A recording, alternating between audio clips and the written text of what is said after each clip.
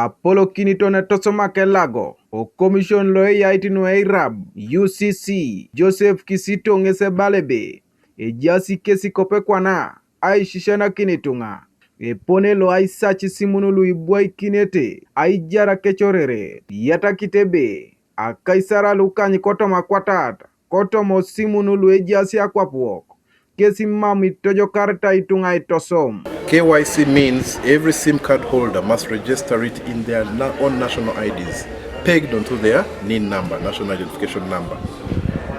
When that person, when you're registering that phone, the telecom companies will ask you to give the next of kin.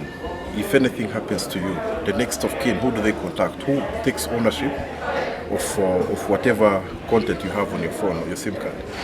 Now, that next of kin is assumed legally to be the person responsible for what happens on your phone until they also take charge and say this phone you can now, this number you can deactivate it, or this number is going to be owned by another person, upon which that person will also have to produce a national ID and they register it. It is not right.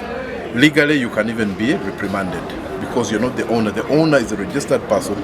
So anybody holding a SIM card minus that, I think you're doing something illegal. You can always say if you lose your phone, please report to the police station right away, and then also notify UCC or notify your service provider, MTN, Airtel, Leica, UTCL, so that you instruct them to block because your phone has been stolen. But if they steal your phone or somebody dies and the SIM card is still in operation, you don't know in whose hands it will fall and what they're going to use it for. Abunge sikilipi tunga Egwelete Isimun oduka elu iwadi kauna kedapugan nara ye beiti kesi agwetari simunulu mami tojo karitai olago koto mapaki na esupana atupiton RCC koto na ebuga soroti Josephine Baseret ngesi balebe e koto kwa na UCC ai tanyanyare worolo aishana kinitunga kere ochalo ya jenu ne ponelo aitiaka Isimun lu ajoka kakaneja silu aroko. Because it's upon this discussion that I was also able to know that my phone is actually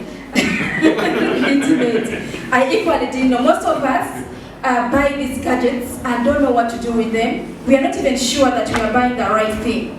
I had to tap into this and eventually asked, because I reached when he was mentioning upon buying. There's